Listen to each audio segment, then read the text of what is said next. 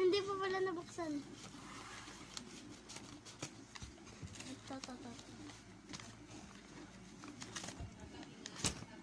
Ito, oh, meron akong maliit na highlighter. Tignan mo.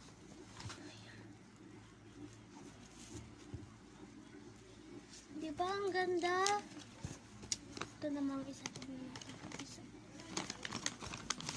Oh my goodness! Guys, tignan nyo, meron pa isa. Highlighter.